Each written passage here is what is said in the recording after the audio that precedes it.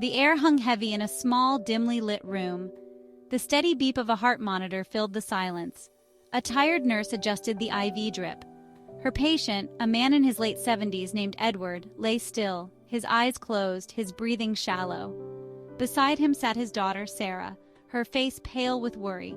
She had been there for days watching her father fade. Gently she reached out, taking his hand. Her brother David had been called. But would he come? The nurse, with kind eyes and a weary smile, offered Sarah a comforting pat on the shoulder.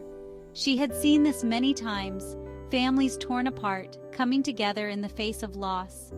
She then left Sarah alone with her thoughts. David's phone rang. He hesitated. The number was unfamiliar. He let it go to voicemail, but something made him check the message. It was Sarah. Her voice was strained, filled with urgency. Their father was fading. David felt a rush of conflicting emotions. He hadn't spoken to his father in years.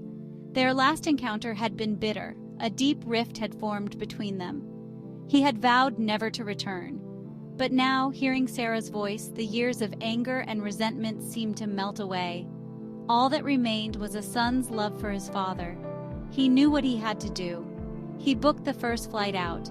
The journey was a blur. All he could think about was getting to his father's bedside, to be there before it was too late.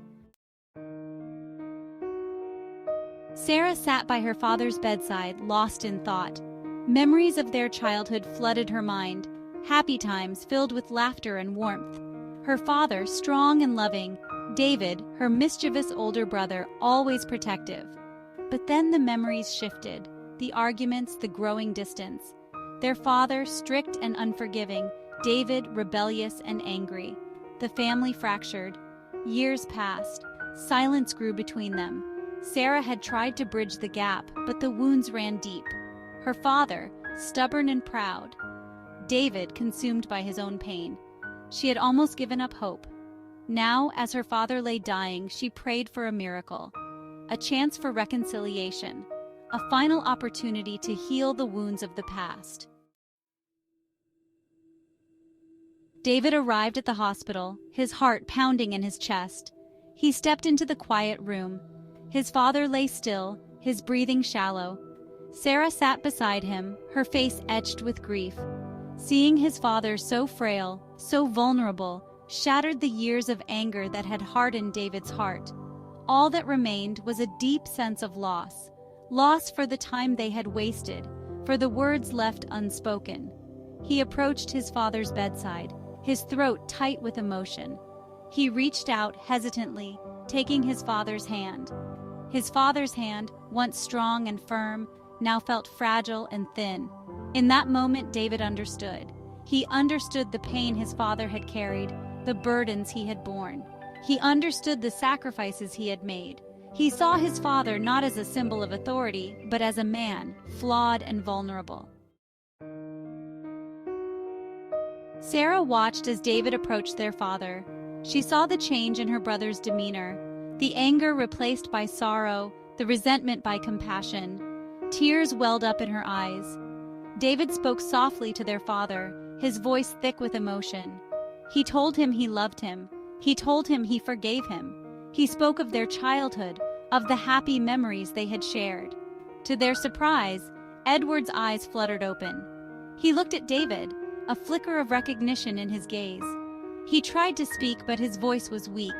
David leaned closer, listening intently. I love you too, son, Edward whispered. His voice was frail, but his words carried the weight of a lifetime. David squeezed his father's hand, tears streaming down his face. The years of bitterness melted away, replaced by a wave of love and forgiveness. Edward's breathing grew shallower. His grip on David's hand loosened. The heart monitor beeped steadily, marking the passage of time. Sarah and David sat beside their father, united in grief and love. As dawn broke, Edward took his last breath.